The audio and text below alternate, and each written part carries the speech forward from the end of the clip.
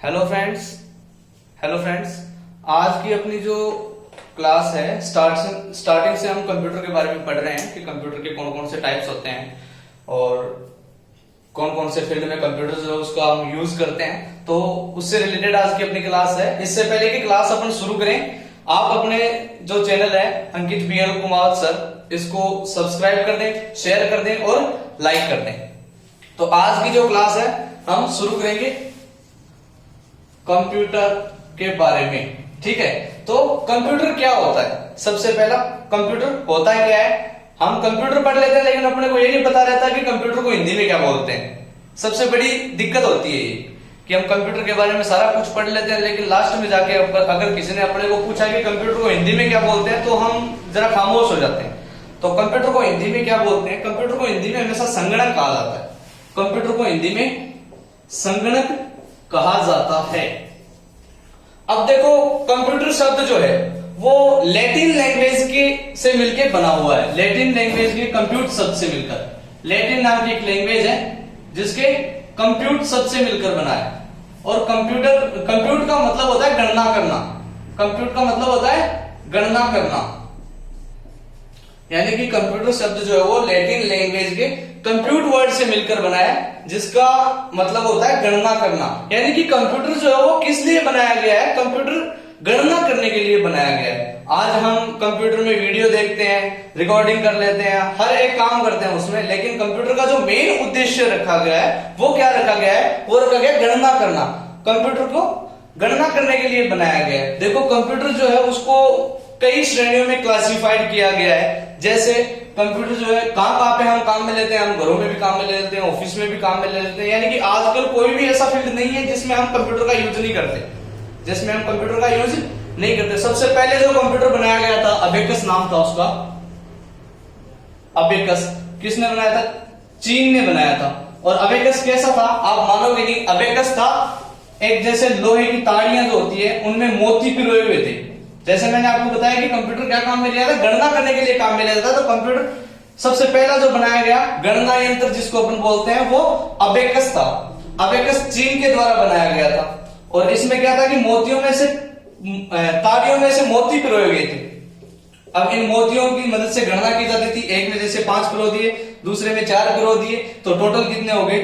9 हो गए। इस तरह से वो क्या करते थे? गणना करते थे। तो कंप्यूटर को कौन कौन सी श्रेणियों में विभाजित किया गया? अगर हम कार्य करने यानी कि वर्किंग के आधार पर अगर कंप्यूटर की बात करें तो वर्किंग के आधार पर कंप्यूटर को 3 भागों में विभाजित किया गया है। 3 भाग कौन कौन से हैं तो उनके बारे में अभी हम चर्चा करते हैं। 3 भाग कंप्यूटर के, कंप्यूटर को कार्य की श्रेणी में 3 भागों में बांटा गया है। कौन कौन से हैं? सबसे पहला, कार्य करने के आधार पर, कार्य के आधार पर सबसे पहला है एनालॉग कंप्यूटर। दूसरा है डिजिटल कंप्यूटर।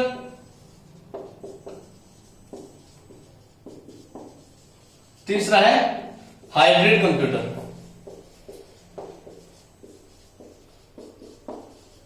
एनालॉग, डिजिटल और हाइब्रिड कंप्यूटर, ये 3 भागों में कार्य के आधार पर बांटा गया। अब देखो, एनालॉग कंप्यूटर कौन सा होता है?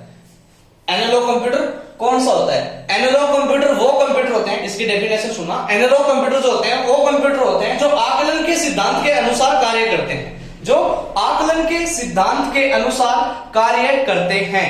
एनालॉग कंप्यूटर वो कंप्यूटर होते हैं जो आकलन के सिद्धांत के अनुसार कार्य करते हैं। अब देखो, आकलन के सिद्धांत के अनुसार कैसे कार्य करते हैं एनालॉग कंप्यूटर? मानो पहली बात, कंप्यूटर क्या होता है? कोई भी ऐसा डिवाइस जिसे इनपुट देकर उससे आउटपुट लिया जा सके, जिसे इनपुट देकर उससे आउटपुट लिया जा सके। जरूरी नहीं है वो इलेक्ट्रॉनिक डिवाइस हो, जरूरी नहीं है वो इलेक्ट्रॉनिक डिवाइस हो। क्यों? क्योंकि जैसे हमने अभी अभी बात की कि अबेकस, तो अबेकस कौन सा था? इलेक्ट्रॉनिक डिवाइस थोड़ी था। उसमें ताड़ियों और ताड़ियों में मोती पिरोए हुए थे, वैसे गणना की जाती थी। उसको भी तो कंप्यूटर की श्रेणी में रखा गया है। तो कोई भी इलेक्ट्रॉनिक डिवाइस होने की जरूरी नहीं है। हमने क्या करना है कि एक जैसे लाइन खींची, हमने एक लाइन ड्रॉ कर रखी है और हमें पता करना है कि ये लाइन कितने सेंटीमीटर की है। हमें पता करना है कि ये लाइन जो है वो कितने सेंटीमीटर की है। तो हम क्या करेंगे? एक मीटर स्केल लेके आएंगे और इसके पास में रखेंगे और हम अपने अंदाज के हिसाब से जितना उस पर मार्किंग की हुई है उसको पढ़ेंगे। यानी कि जो भी डाटा दिया जाता है वो यूजर को खुद को पढ़ना पड़ता है, वो जो यूजर को खुद को पढ़ना पड़ता है, वो होता है एनालॉग कंप्यूटर। यानी इसमें जो भी डाटा आ गए या फिर जो भी इसमें आउटपुट आ रहा है यूजर को पढ़ना पड़ेगा, यूजर को अपनी इंटेलिजेंस के हिसाब से इसको रीड करना पड़ता है।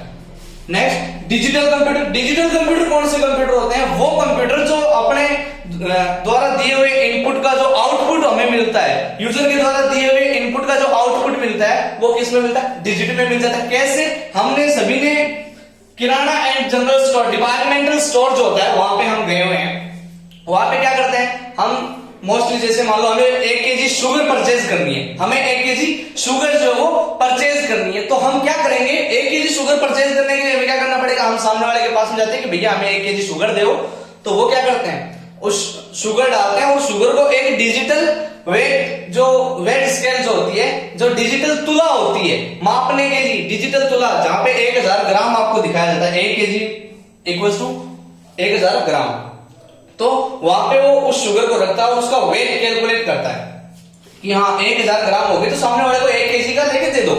तो वहां पे क्या है कि हमने जो भी आउटपुट दिया वो किस में आ रहा है? डिजिट में आ रहा है, यानी कि डिजिट में आ रहा है।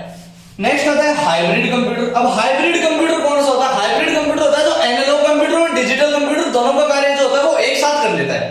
हाइब्रिड कंप्यूटर वो कंप्यूटर होते हैं जो एनालॉग तथा डिजिटल कंप्यूटर का कार्य एक साथ कर लेते हैं, वो होते हैं हाइब्रिड कंप्यूटर। इसका एक सबसे अच्छा उदाहरण जो वो पेट्रोल पंप पर लगा हुआ जो मशीन होती है, जिससे अपन क्या करते हैं, सामने वाले के पास में जाते हैं, भैया पेट्रोल चाहिए, 100 रुपए का चाहिए या फिर 1 लीटर चाहिए, जो भी हम सामने वाले को अमाउंट देते हैं, जैसे मान लो हमने उसको बोला कि 100 रुपए का आप पेट्रोल डाल दो मोटरसाइकिल में, तो वो क्या करते हैं?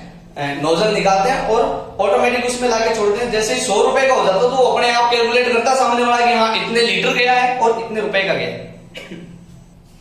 इस तरह से एनालॉग, डिजिटल और हाइब्रिड। एनालॉग के और अगर हम उदाहरणों की बात करें तो एनालॉग कंप्यूटर के और जो उदाहरण हैं वो कौन कौन से हैं? जैसे अपने थर्मामीटर होता है, तापमापी, तो तापमापी में हम क्या करते हैं कि हम उसको इनपुट देते हैं कि हाँ अगर किसी का जो फीवर है उसको चेक करना है, तो हम क्या करते हैं?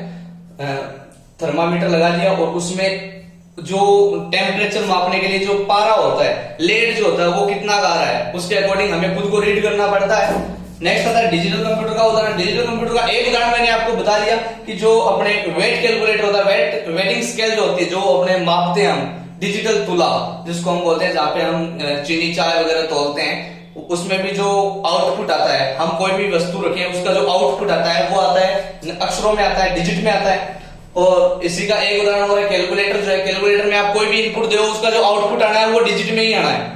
नेक्स्ट हाइब्रिड कंप्यूटर जो है, हाइब्रिड कंप्यूटर का मैंने आपको उदाहरण बता दिया है कि पेट्रोल पंप पर जो मशीन लगी हुई होती है वो हाइब्रिड कंप्यूटर का ही एकमात्र सबसे अच्छा उदाहरण है, वो हाइब्रिड कंप्यूटर का सबसे अच्छा उदाहरण है। यानी कि कंप्यूटर कार्य करने के आधार पर 3 तरह का होता है। मैं दोबारा रिपीट कर देता हूं, कंप्यूटर जो है वो कार्य करने के आधार पर 3 तरह का होता है। पहला एनालॉग, दूसरा डिजिटल, तीसरा हाइब्रिड। अब चलते हैं हम, ये तो हो गया कार्य के आधार पर। दूसरा है आकार भंडारण क्षमता के आधार पर, आकार प्रदर्शन और भंडारण क्षमता के आधार पर जो कंप्यूटर होता है वो कितने प्रकार का होता है? आकार, भंडारण क्षमता और प्रदर्शन। आकार, भंडारण क्षमता व प्रदर्शन। Size, storage capacity and display. इसके आधार पर कंप्यूटर होता है वो कितने प्रकार का होता है? आकार, भंडारण क्षमता और प्रदर्शन के आधार पर जो कंप्यूटर होता है वो कितने प्रकार का होता है? ये जो कंप्यूटर होता है वो 4 प्रकार का होता है। कौन कौन से होते हैं? सबसे पहले हम लिख लेते हैं, पहला है सुपर कंप्यूटर। आकार के हिसाब से चलते हैं। सबसे पहला है सुपर कंप्यूटर, दूसरा पहला सुपर कंप्यूटर, दूसरा मेन फ्रेम कंप्यूटर, तीसरा मिनी कंप्यूटर और चौथा है micro computer. Main frame computer,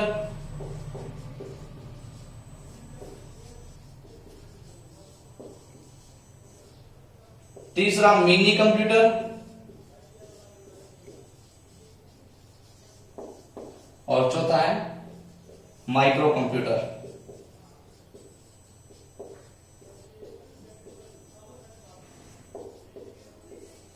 super, main frame, mini और माइक्रो, ये 4 कंप्यूटर होते हैं। अब देखो इनके बारे में थोड़ा थोड़ा अभी हम पढ़ लेते हैं कि सुपर कंप्यूटर कौन से होते हैं। ये सबसे शक्तिशाली कंप्यूटर होते हैं। अगर आपके क्वेश्चन आ जाए, ये आया हुआ भी है कंपटीशन एग्जाम में, क्वेश्चन आया हुआ है कि सबसे शक्तिशाली कंप्यूटर जो होते हैं वो कौन से होते हैं, तो सबसे शक्तिशाली कंप्यूटर जो होते हैं वो सुपर कंप्यूटर होते हैं, वो सुपर कंप्यूटर होते हैं। और इंडिया के सुपर कंप्यूटर का नाम है परम। इंडिया का जो सुपर कंप्यूटर है उसका नाम है परम। सुपर कंप्यूटर कौन से होते हैं, मैंने बताया सबसे शक्तिशाली कंप्यूटर होते हैं। इनका काम क्या होता है, यानी कि कौन कौन से वर्क फील्ड में इनको कौन कौन से फील्ड में इनको वर्क करना पड़ता है। तो सुपर कंप्यूटर जो होता है वो जो रिस्की काम होते हैं उनमें सबसे ज्यादा यूज किए जाते हैं। जैसे कि कोई सैटेलाइट अपने को लॉन्च करना है, कोई सैटेलाइट अपने को लॉन्च करना है। दूसरा, अगर अपने को वेपन सिमुलेशन करना है, जो हथियार होते हैं, न्यूक्लियर वेपन सिमुलेशन जो होते हैं, जो नाभिकीय हथियार होते हैं, उनका परीक्षण अगर अपने को करना हो तो हम सुपर कंप्यूटर का यूज लेते हैं। कोई अर्थक्वेक आया हो, जैसे कि भूकंप आया हो, हिंदी में भूकंप बोलते हैं जिसको हम, भूकंप की अगर अपने को स्टडी करनी हो तो हम सुपर कंप्यूटर का यूज लेते हैं। अगर अपने को मौसम की जानकारी लेनी हो, मौसम का जो पूर्वानुमान लगाते हैं, तो उसके लिए वेदर फोरकास्टिंग जिसको अपन बोलते हैं, वेदर फोरकास्टिंग के लिए भी हम सुपर कंप्यूटर का ही यूज करते हैं। तो सुपर कंप्यूटर जो होता है वो सबसे शक्तिशाली कंप्यूटर होता है और विशेष कार्यों के लिए इसका जो है वो उपयोग किया जाता है। नेक्स्ट आता है इसमें main frame computer. Main frame computer जो होता है वो सबसे अधिक मात्रा में जो डाटा होते हैं उनको स्टोर करने के लिए काम में लिया जाता है। इसका मुख्य रूप से उपयोग कौन करता है, मेन फ्रेम कंप्यूटर का मुख्य रूप से उपयोग जो अपने बैंकिंग जो है बैंक में किया जाता है, और जो अपने LIC वाले हैं, इंश्योरेंस कंपनियां जितनी भी है, इंश्योरेंस कंपनियां जो वो मेन फ्रेम कंप्यूटर का यूज करती हैं। और जो नॉन प्रॉफिट ऑर्गेनाइजेशंस हैं वो सारे के सारे मेन फ्रेम कंप्यूटर का उपयोग करते हैं। क्यों वो मेन फ्रेम कंप्यूटर का उपयोग क्यों करते हैं, क्योंकि जैसे LIC वाला है, या फिर हमने कोई किस्त उठा रखी है, ठीक है, तो अपने सामने वाला क्या क्या डाटा लेता है, हमारा सारा A to Z जो भी अपनी डिटेल होती है वो सारी की सारी उनको रखनी पड़ती है। ऐसे तो है नहीं कि हम अकेले हैं जिसने कोई किस्त उठा रखी है या फिर कोई इंश्योरेंस करवानी है, तो वो क्या करते हैं कि मोस्ट ऑफ ऑल सभी का उसमें रहता है। जैसे मान लो हमें आधार कार्ड बनवाना है, तो आधार कार्ड में क्या क्या अपना हर एक थंब इंप्रेशन पे लगता है, वो चीज सेव भी रखनी होती है। तो मेन फ्रेम कंप्यूटर क्या करता है, सबसे अधिक मात्रा में डेटा को स्टोर करने की कैपेसिटी रखता है। चाहे कितने भी डेटा हो मेन फ्रेम कंप्यूटर में स्टोर करके रखे जा सकते हैं। नेक्स्ट आता है मिनी कंप्यूटर। मिनी कंप्यूटर कौन से होते हैं, मिनी कंप्यूटर होते हैं जो मीडियम कंपनियां जो होती है, मध्यम वर्गीय जो व्यवसाय है उनमें सबसे ज्यादा यूज लिया जाता है मिनी कंप्यूटर, जिसमें अपना डेस्कटॉप कंप्यूटर भी आ जाता है जो आप टेबल पर रख के चलाते हो।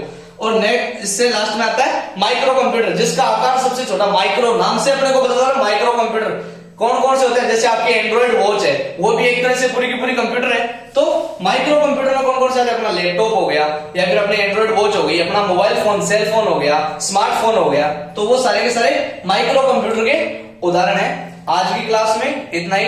अगर क्लास अच्छी लगी तो लाइक करें, शेयर करें और सब्सक्राइब करें। जय हिंद, जय भारत, धन्यवाद।